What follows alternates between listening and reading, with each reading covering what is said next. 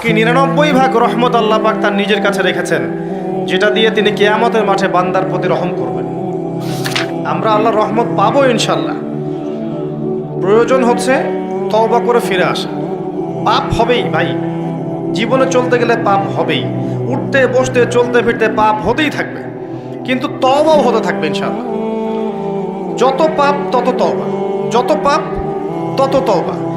আপনি ঠান্ডা মাথায় এভাবে একটা কাগজ নিয়ে বসেন বাসায়, কাগজ নিয়ে বসে আপনি হিসেব করেন যে মনে করেন, অঙ্ক করেন, মনে করেন আপনার হায়াত 60 বছর, কথার কথা চলে গেছে 30 বছর, বাকি আছে কত বছর? 30 বছর। শেষের 5 বছর মাইনাস করেন। এই 5 বছর আপনি চাইলেও মনের মতো আমল করতে পারবেন না, ঠিক আছে? শরীরে শক্তি থাকবে না, আপনার রোগ ব্যাধি থাকবে, ডায়াবেটিস, ক্যান্সার, হার্ট স্ট্রোক ইত্যাদি। নাউজুবিল্লাহ, আল্লাহ পাক হেফাজত করুন। থাকতে পারে, সম্ভাবনা কি বেশি না? 25 আছে আপনার কাছে, 25কে আপনি মাস দিয়ে গুণ করেন, দিন দিয়ে গুণ করেন, দিনের হিসাব পাবেন, পাবেন না? এখানে দাঁড়িয়ে হিসাব করেন আগের জীবনে কোন বছর থেকে আপনার নামাজ ফরজ হয়েছিল, কত বছরের নামাজ আপনি পড়েন নাই, কত বছরের রোজা আপনি রাখেননি, কত জাকাত ফরজ ছিল দেন নাই, ঠিক আছে? পাপের যেগুলো পাপ মনে পড়ছে লিখেন। আমি অমুকের সাথে জেনা করেছি, আমি অমুক দিন অমুক অমুক জায়গায় মদ খেয়েছি, আমি অমুককে হত্যা করেছি, আমি অমুককে পিটিয়েছি, আমি কিশোর গ্যাংয়ে ছিলাম, আমি ক্যাসিনোতে গিয়েছি, আমি এটা করেছি, এটা করেছি, লিস্ট করেন।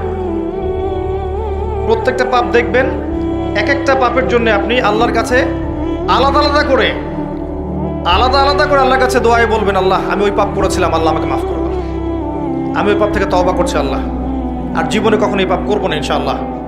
এরকম করে তওবা করেন, তওবাটাকে ফিল করতে পারবেন। খালি মুখে যদি বলেন আস্তাগফিরুল্লাহ ওয়া আতুবু ইলাইহি, ফিল করতে পারবেন না। আপনি লিখেন, বুঝবেন যে আপনি কি কি কি করেছেন জীবনে। করা যাবে না এটা, যেগুলো মনে পড়ছে করা যাবে কিন্তু। এরপরে ওযু করবেন, করে সুন্দর করে 2 রাকাত সালাত পড়বেন, পরে চোখের পানি ছেড়ে আল্লাহর কাছে কান্নাকাটি করবেন যে আল্লাহ এই কাজ আমি করেছিলাম, আমি প্রত্যেকটা কাজ আমি আল্লাহ স্বীকার করছি যে আমি এগুলো ভুল করেছি। আল্লাহ তুমি আমাকে যত নেয়ামত দিয়েছো সব নেয়ামত স্বীকার করছি আল্লাহ, এবং আমি যত পাপ করেছি, তোমার অবাধ্য হয়েছি, সব স্বীকার করছি আল্লাহ, তুমি আমার পাপগুলোকে মাফ করে দাও। এক মুহূর্তের মধ্যে আল্লাহ পাক মাফ করে দেবে ইনশাআল্লাহ তাআলা। শুধু তাই না, আল্লাহ পাক বলেছেন যে আল্লাহ পাক এই সমস্ত গুনাহগুলোকে নেকি দিয়ে পরিবর্তন করে দিবেন ইনশাআল্লাহ।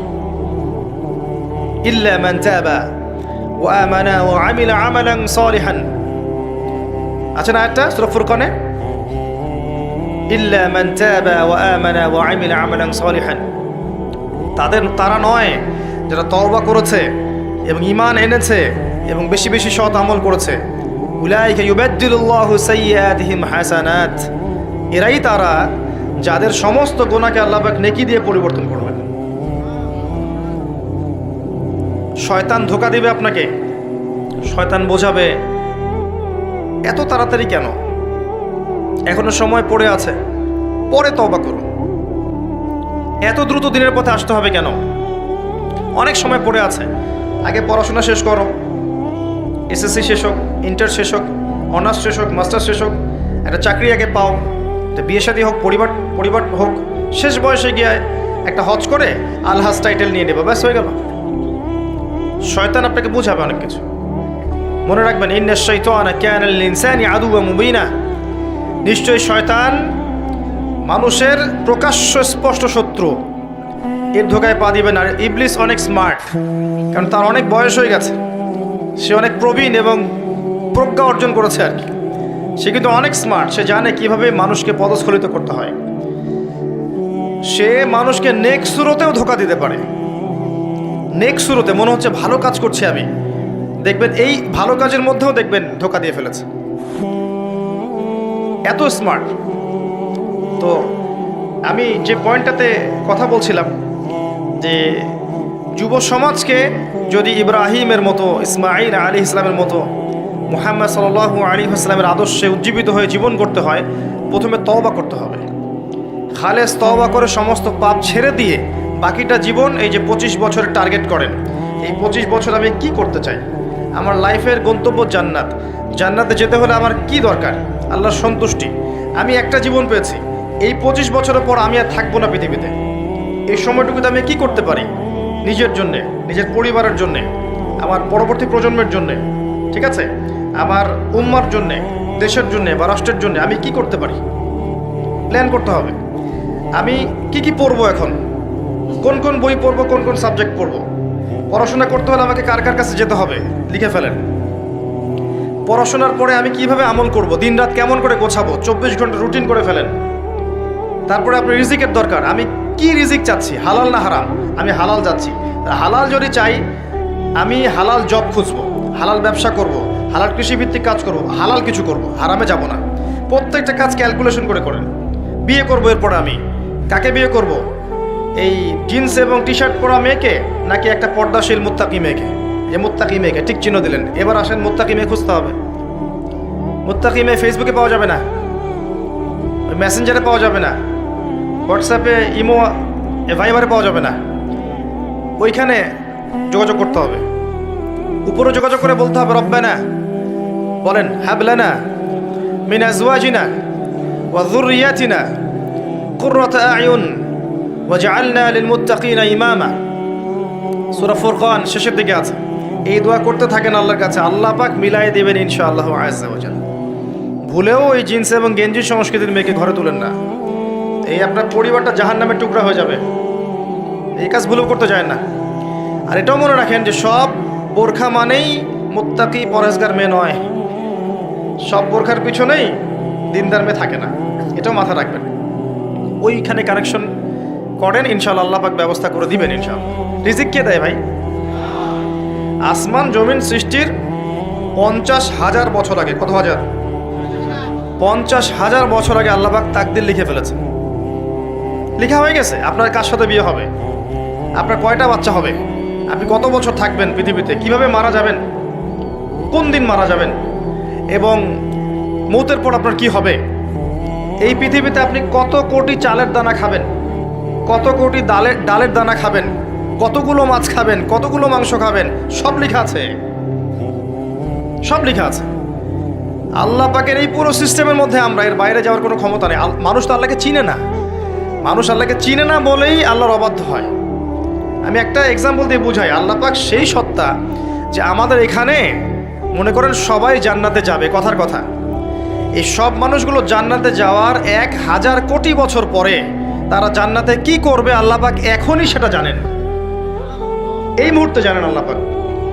আমাদের মধ্যে সবাই যদি নাউজুবিল্লাহ জাহান্নামেও যায়, জাহান্নামে যাওয়ার 1 কোটি বছর পরে তারা কি শাস্তি ভোগ করবে আল্লাহ পাক এখনই জানেন, রাইট নাও। মানুষ আল্লাহকে চিনে না, কিচ্ছু ছিল না একসময়, আল্লাহ একা ছিলেন। একসময় কিচ্ছু থাকবে না, আল্লাহ একা থাকবেন। যেই ফেরেশতা মানুষের রূহ কবজ করে সেও থাকবে না, থাকবে, তাকেও মৌতের স্বাদ ভোগ করতে হবে, এমনকি মৃত্যুকেও মৌতের স্বাদ গ্রহণ করতে হবে। এটা একটা মজার কথা না? ওই ফয়সালা যখন হয়ে যাবে, জান্নাতীরা জান্নাতে চলে গেল, জাহান্নামীরা জাহান্নামে চলে গেল, এবার মৃত্যুকে একটা পশুর আকৃতিতে নিয়ে আসা হবে এবং তাকে সেখানে জবাই করে দেওয়া হবে। আর কোনো মৃত্যু নাই, শেষ। এটা দেখে জান্নাতীদের উৎফুল্লতা আরও বেড়ে যাবে, আর মৌত নাই, একটা মৌত হয়ে গেছে, আর মৃত্যু হবে না, সুবহানাল্লাহ, আর কোনোদিন মৌত নাই, চিরস্থায়ী জান্নাতে থাকবো ইনশাআল্লাহ। আর এই দৃশ্য দেখে জাহান্নামীদের আক্ষেপ আরও বেড়ে যাবে, হায় মৌত থাকলে তো শাস্তি ভোগ করে মারাই যেতাম, এখন সেটাও আর হবে না। সূরা আলার মধ্যে আছে না, এটা কি জানি, সুম্মা লা ইয়ামুতু ফিহা ওয়া লা ইয়াহইয়া, তারা মৃত্যুবরণও করবে না, জীবিতও থাকবে না। এত ভয়াবহ আযাব হবে, আল্লাহ পাক হেফাজত করবে। একটা কথা তখন বলতে চেয়েছিলাম, মাথা থেকে চলে গেছে, এখন মনে পড়ল। ওই যে জাহান্নামে ফেরেশতা মালিক, মনে আছে? সে কখনো হাসে না, কি করে না? হাসে না। নবী সাল্লাল্লাহু আলাইহি ওয়াসাল্লাম এই দৃশ্যটা দেখে জিবরাইল আলাইহিস সালামকে বললেন যে ওর সমস্যা কি, সে হাসে না কেন? আও কামা ক্বালা আলাইহিস সালাম। তো জিবরাইল আলাইহিস সালাম বললেন যে আল্লাহ পাক তাকে জাহান্নামের রক্ষী হিসেবে সৃষ্টি করেছেন। যেদিন থেকে আল্লাহ পাক তাকে এই দায়িত্ব দিয়েছেন, ওই দিন থেকে সে কখনো হাসেনি। তো আল্লাহর অনুমতিতে নবী সাল্লাল্লাহু আলাইহি ওয়াসাল্লাম জাহান্নাম দেখেছেন, মেরাজের রাতে জাহান্নামে উকি দিয়ে দেখেছেন। দেখে এসে তিনি যা বলেছেন, জাহান্নামের বেশিরভাগ অধিবাসী হচ্ছে উদ্ধত অহংকারী শ্রেণী, ওই যে প্রথমে বললাম অহংকার, এবং নারী জাতি। কারা? মহিলা জাতি। এটা মনে করবেন না যে আগের উম্মতের সমস্ত মহিলাদেরকে এখানে বোঝানো হচ্ছে। এখানে বিশেষভাবে বোঝানো হচ্ছে এই উম্মতে মুহাম্মাদির যে মহিলারা আছে, নারী জাতি আছে, তাদের মধ্যে অনেক সংখ্যক নারী জাহান্নামে যাবে। কারণ কি? কারণ হচ্ছে নিঃসন্দেহে শেষ জামানায় উম্মতে মুহাম্মাদের মধ্যে নবী মুহাম্মদ সাল্লাল্লাহু আলাইহি ওয়াসাল্লামের এই উম্মতের মধ্যে এই জামানায় মহিলাদের সাথে এমন কিছু একটা হবে যার ফলশ্রুতিতে তারা ঈমান, আমল, পর্দা এগুলো ধরে রাখতে পারবে না। এবার আপনি ঠান্ডা মাথায় ভাববেন যে বিগত 100, 200, 300 বছরে মেয়েদের সাথে আসলে হয়েছেটা কি হয়েছে? আমার ব্যাখ্যা, আমি বলেছি বারবার, আমি যদি কোনো ব্যাখ্যা দেই, you should not accept my opinion. আমার ওপিনিয়ন অ্যাকসেপ্ট করার দরকার নাই until or unless you are convinced that I am correct. যতক্ষণ না আপনার কাছে প্রমাণিত হয়, আপনি কনভিন্স হচ্ছেন যে আমি কারেক্ট। যদি আপনি কনভিন্স হন হ্যাঁ ভাই ঠিক বলেছে, তাহলে বিশ্বাস করেন। যদি আপনার কাছে মনে হয় যে না উনি ঠিক বলে নাই, বিশ্বাস করার কোনো দরকার নেই। এটা আমার ব্যাখ্যা। আমার ব্যাখ্যা হচ্ছে এটা হচ্ছে ফেমিনিস্ট রেভলিউশন। মহিলাদের যে ফেমিনিস্ট রেভলিউশন, মহিলারা আর মহিলা নাই, সব পুরুষ হয়ে গেছে, কাপড় চেঞ্জ হয়ে গেছে, ফাংশন চেঞ্জ হয়ে গেছে। হাজার বুঝালেও বাসায় পর্দা রাখতে পারছেন না, পর্দা ছেড়ে বের হয়ে যাচ্ছে না। নবী সাল্লাল্লাহু আলাইহি ওয়াসাল্লাম বলেছিলেন, 2 শ্রেণীর মানুষ আছে যাদেরকে আমি দেখিনি, তারা জান্নাতে যাবে না, জান্নাতের গন্ধ পাবে না। এক শ্রেণীর মানুষ হচ্ছে এমন নারীরা যারা ক্যাসিয়াতুন আরিয়া, যারা কাপড় পরবে কিন্তু নগ্ন থাকবে। মুইলাতুন মামেলাত, যারা অন্যর দিকে আকৃষ্ট হয়, অন্যদেরকেও আকৃষ্ট করে। আরেক শ্রেণী হচ্ছে এমন শ্রেণীর মানুষ যাদের হাতে লাঠি থাকবে বাঁকানো, এই লাঠি দিয়ে তারা মানুষকে প্রহার করবে। এখানে পয়েন্টটা হচ্ছে এমন মহিলা যারা কাপড় পরেও নগ্ন থাকবে। আজকে থেকে 200-300 বছর আগে দেখেন, মেয়েদের পোশাকে শালীনতা ছিল একটা। জেনা ব্যভিচার হয়েছে, কিন্তু এভাবে হয়নি কখনো, ওপেনলি কখনো হয়নি এভাবে। অ্যামেজিং, মানে জেনা করে ভিডিও করে সারা ওয়ার্ল্ডকে দেখানো, কথাটা বোঝেন। জেনা করছে, যে কাজটা পবিত্র একটা সম্পর্কের মধ্যে প্রযোজ্য, জায়েজ। আপনার হালাল বিয়ে করা মহব্বতের স্ত্রী, তার সাথে আপনি প্রেম করবেন, ভালোবাসবেন, মহব্বত করবেন, এটা তো জায়েজ, এবং এটা ইবাদত একটা, এটা কিন্তু একটা ইবাদত। হারামভাবে অন্য মেয়েদের সাথে হারাম ফিজিক্যাল রিলেশনশিপে গিয়ে সেটাকে এইভাবে জাস্ট ভিডিও করে ইন্টারনেটে ছেড়ে দিয়ে সারা বিশ্বকে দেখানো যে আমরা কি করছি।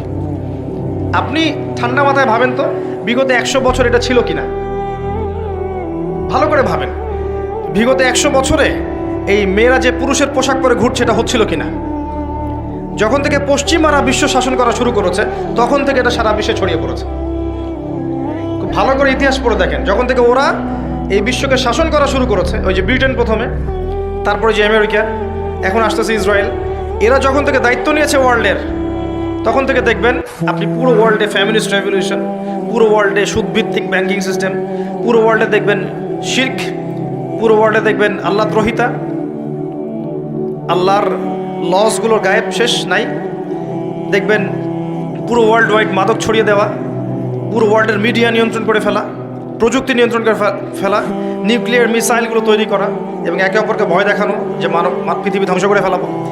এইগুলো তখন থেকে শুরু হয়েছে, যখন থেকে এরা ক্ষমতা এসেছে। এর আগে মুসলিমরা 1400 বছর, 1300 বছর এই বিশ্বকে রুল করেছে, তখন এত ফিতনা ছিল না, ছিল?